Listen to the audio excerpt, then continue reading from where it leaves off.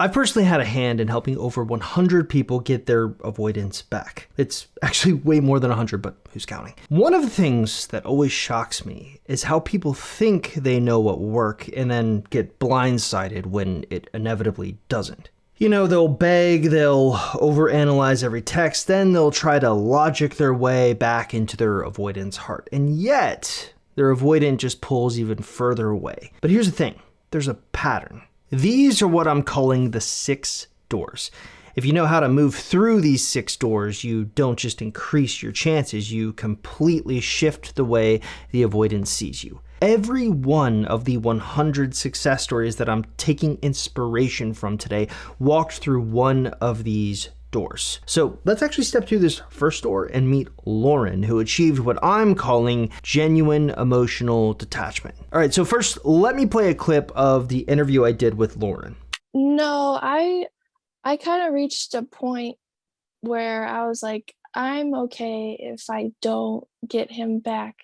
So I just kind of wanted to I came to a fork in the road. I was like, I either want to move on or I want to ask him. Because during the breakup, one of the last things he told me was, maybe I just need some time. Did you see it? Here, let's take out the fluff and highlight the most important point of what she said.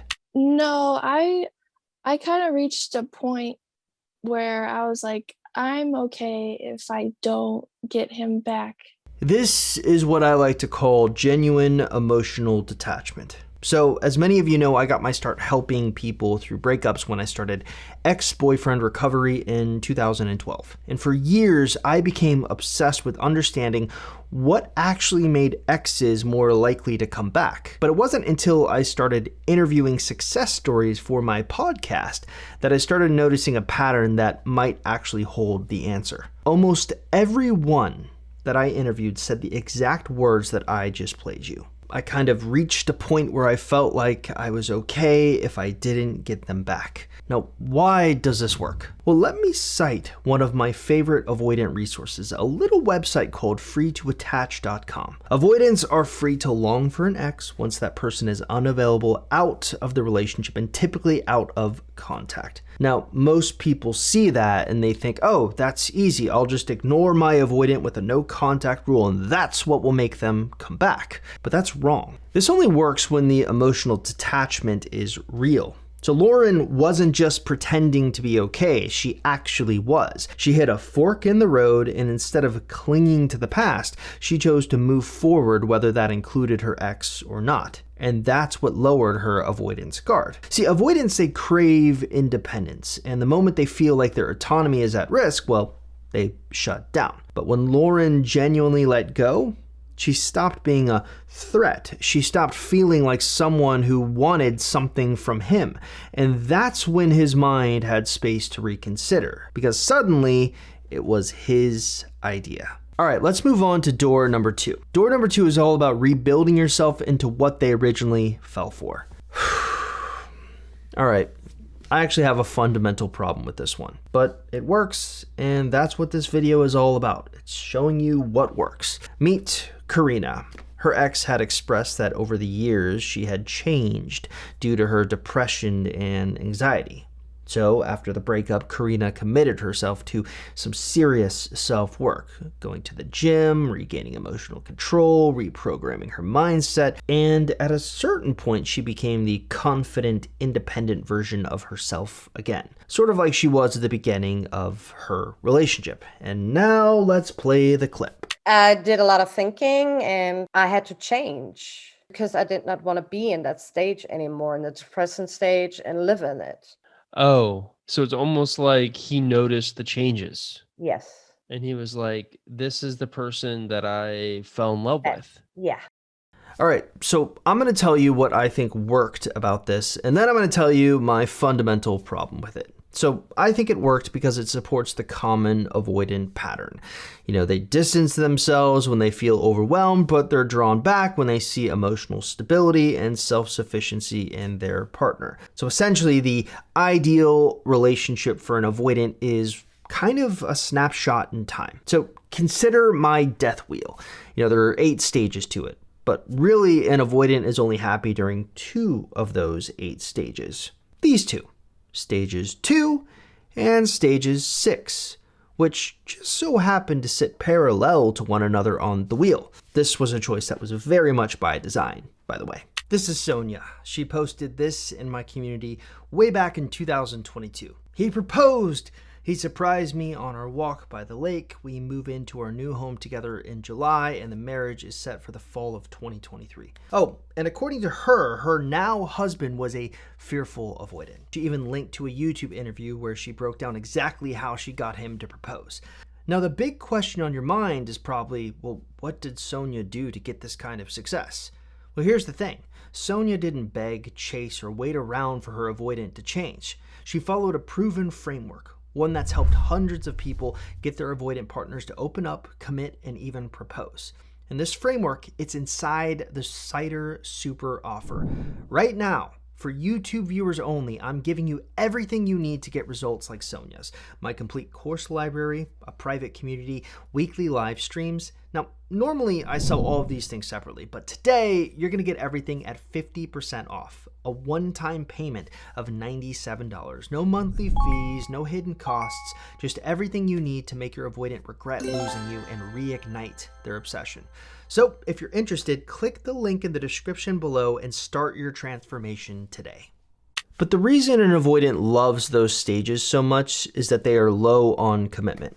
With stage 2, you essentially have the honeymoon period happening. With stage 6, you have the joy of reclaiming their freedom. One of the reasons I think Karina was successful with this approach is because she got back to the version of herself that her avoidant associates with what she was like during stage 2. And that's a bit of a problem. By definition, that means nothing will ever change. Eventually, the death wheel will start to turn again, and Karina is going to be crushed by it. Here's what I think is a better approach. Instead of just reverting back to the version of yourself that your avoidant fell for in stage 2, you need to evolve into someone they can sustain a relationship with beyond the honeymoon phase. Now, obviously, this is easier said than done and will be here an hour if I explain this, so let's just move on to door number 3, keeping your cool during reach-outs. All right, so what's the typical advice that an average YouTube video teaching you how to get an avoidant to come back will recommend? Well, usually it's going to look a little something like this. Do a no contact rule, send a first text, build rapport, meet up in person, reconnect. Well, that's where Anne's success story comes into play, because listening to her taught me something different. On average, most of the clients that I've worked with have an anxious attachment style. This means that after something like a no contact rule, which in and of itself irritates the anxious attachment style, an anxious person is going to struggle to keep their emotions in check. Anne, she was a little different. She refused to act needy or desperate when her avoidant reached out. In fact, after no contact, Anne's ex sent her a series of messages which she deliberately didn't jump in with excitement. He responded saying, yes, absolutely. Let me know if I can be involved. And then it was about 10 minutes later, he followed it up with something to the effect of just a personal comment. I ignored that and I responded, great, we'll be in touch. I'll send you a quick email and then Christine will take it from here or whatever. And then he was like, okay. And then about 10 minutes later, he messages me again. How have you been? So I ignore that. It seems to be a pretty common thing for exes after the no contact rule. How have you been? How are you? You ignore it. What do? Just ignore it and wait a day? Yeah, I ignored it. Now, why did this work? Well, I think it had a lot to do with perception. Let's say you meet person A, and this person is incredibly anxious. They lack emotional control, and they just make you uncomfortable. This creates your perception of person A. But let's say a few years go by and then all of a sudden you run into person A again. They aren't the anxious version of themselves that you perceive them to be.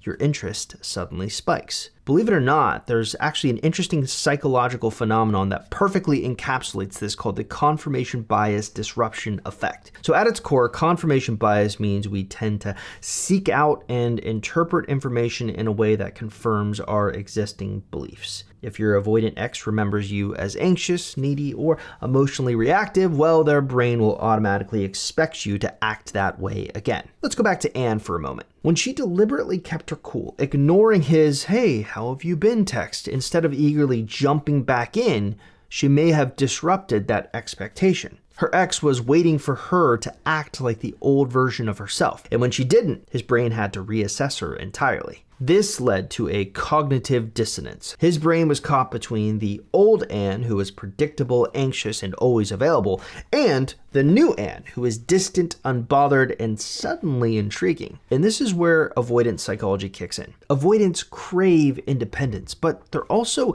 deeply intrigued by people who seem just out of reach. When Anne didn't chase or overengage, it forced her ex into pursuit mode. So by disrupting his confirmation bias, Anne shifts the power dynamic in her favor, which leads us to door number 4, making them wait before serious talks. So I want to stick with Anne's situation here because later in my interview with her, something else happens that I think had a huge impact on her success. After some time, her ex actually asks to call her, but she makes an interesting choice. She delays it instead of instantly agreeing. He stopped responding to my messages, and I knew he read them because I saw that he read them. Okay. And so I waited till the next morning. And he reached out midway through the morning saying, "Can I call you?" And I was like, oh, Okay.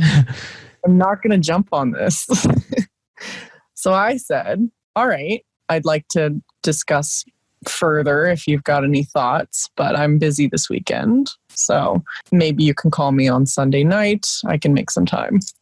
All right, what is happening here? Well, instead of rewarding his sudden interest, she made him wait, keeping control of the pace, once again playing with his perception of her. The old Anne would never have done that. In fact, the old Anne would have dropped everything the moment he asked, eagerly picking up the phone and signaling that she was still waiting on his every move. This is literally the scarcity principle in action.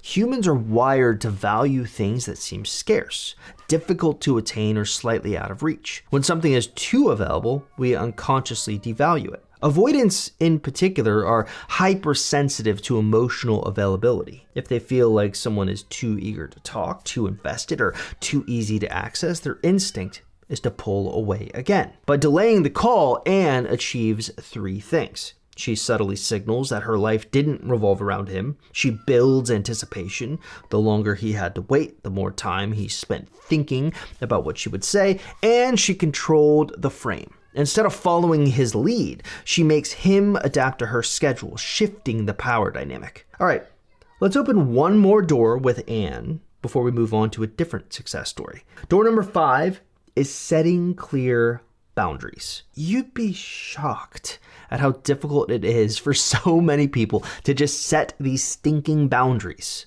Well, maybe I'm misspeaking. It's not that they have trouble setting boundaries, it's that they have trouble holding them. When he suggested being friends, she made it clear she wasn't available for that. Anne has one clear directive. She wants to get her avoidant back. She doesn't want to be friends. She doesn't want to be a backup plan or someone that he leans on when he's lonely, but really doesn't ever want to commit to. For her, this was the line in the sand. Now, most people panic when an avoidant suggests friendship, but Anne calmly rejects it without causing drama.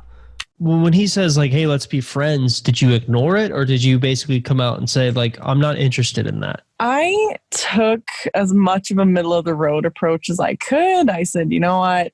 I have definitely made a lot of changes in my life at this point. I'm doing a lot for myself, but I wouldn't necessarily be interested in friendship. I wish you the best kind of thing.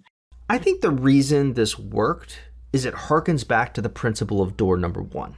She'd already achieved the I'm okay if I don't get them back mentality, and that just makes it so much easier for her to hold the boundary. So for years, I've had this saying, you need to be willing to lose them if you want to get them. And I stand by that because here's the truth. The people who get their avoidance back aren't the ones clinging the hardest. They're the ones who are willing to walk away. It's a paradox. The more you chase, the more an avoidant runs. But the moment they sense that you're truly capable of leaving for good, everything shifts. Why? Because it challenges their core belief that closeness equals loss of independence. It forces them to confront the reality that you are not a permanent fixture in their life. And that's when the dynamic changes. That's when they start questioning whether they actually want to lose you. But you can't just fake this mindset. Avoidance can sniff out pretense a mile away. Anne didn't say, "I don't want to be friends," as a manipulation tactic. She said it because she genuinely meant it. She had done the work, rebuilt herself, reached a place where she understood her own worth. She was no longer auditioning for a spot in his life, and that's exactly what made her impossible to ignore. Which leads me to the sixth and final door: procedural versus declarative. So I've thought long and hard about what's behind this door. I've audited over 100 different interviews, success story DMs, and emails that I've had with people who are successful at winning avoidance back. I used to say that there's one thing that connects all the success stories together: the ability to let go. But in this latest audit, I realized that's not exactly true. Here's what is true. All we care about are the successes. That's what makes this video interesting. What did these 100 people do to get their avoidance back? But I realized that taking only from successes gives us half the equation. We can learn just as much from the failures, from the hundreds of people who wanted their avoidance back more than anything but completely screwed it up. And that's when the light bulb went off. The thing that separates the successful people from the unsuccessful people is procedural frameworks versus declarative frameworks. So procedural learning is learning through action and experience, where you adapt based on real-world feedback. Think of it like riding a bike. Declarative learning is memorizing facts or steps without necessarily understanding how to apply them in dynamic situations. Think of this like studying a manual on how to ride a bike, but never actually riding the bike. My wife, she recently told me this story about one of her friends in college. She meets this girl whose dream it is to become a newscaster. Now, this girl went to school for 4 years studying this one thing.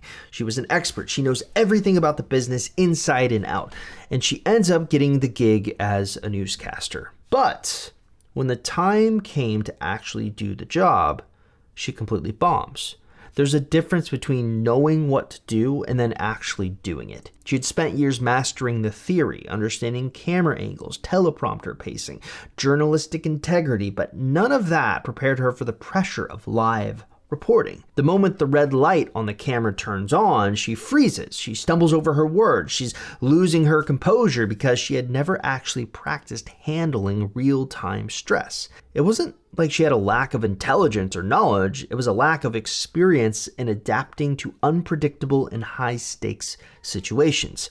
And this is the biggest difference that I've been able to see with avoidance. The successful people are amazing at taking what they've learned declaratively, understanding avoidance psychology, no contact, emotional detachment, and actually applying it procedurally in real-world interactions. They don't just know they need to stay composed during a reach-out. They practice it even when their emotions are screaming at them to do the opposite. The unsuccessful people, on the other hand, may memorize every strategy, but when the moment of truth arrives, they default to old habits, over texting, seeking reassurance, or breaking boundaries because they've never learned how to live the strategy, only how to recite it. And this is why so many people fail. They think they're doing everything right, but when emotions get involved, their actions betray them. Knowing the playbook isn't enough. You have to execute under pressure, even when it feels counterintuitive. The people who succeed don't just study the game. They play it, adjusting their moves in real time, and that makes all the difference.